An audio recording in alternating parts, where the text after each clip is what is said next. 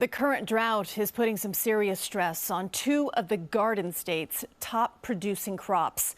Meteorologist Vanessa Murdock covers climate and environment, and she spoke with farmers concerned about next year's blueberry and cranberry harvests.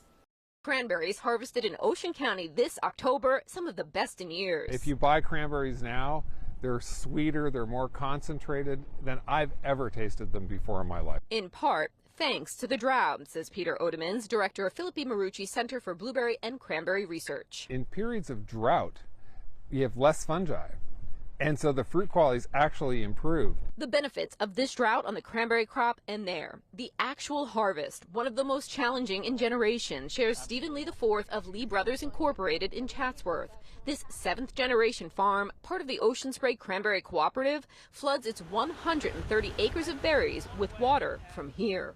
No matter the time of year, whether it's before or after the harvest, the water level in the reservoir typically sits waist high.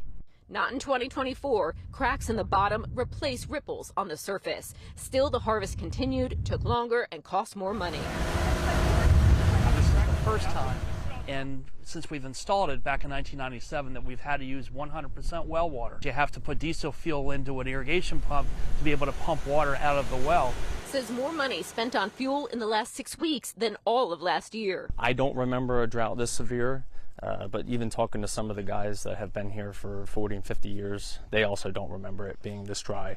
Fourth-generation blueberry farmer and vice president of Variety Farms, Brandon Razzo, shares his farm in Hamilton, the blueberry capital of the world, produces 4 to 5 million pounds of the superfruit annually. This drought could mean weight loss. Water is so crucial for bud development for next year's crop. Bud development happens now. From the buds, next year's blueberries blossom. How does the lack of water now impact each one of these buds?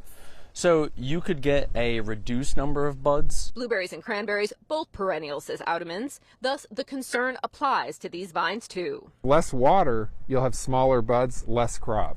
Is it salvageable? It's absolutely salvageable. The question is cost. It could be worse. And so we look at it and say, you know what, we'll do the best we can. To keep producing those cranberries and blueberries we can't get enough of, despite the most challenging drought in generations. Vanessa Murdock, CBS News, New York. Vanessa covers climate and the environment for us. If you have a story idea, just scan the QR code there on your screen.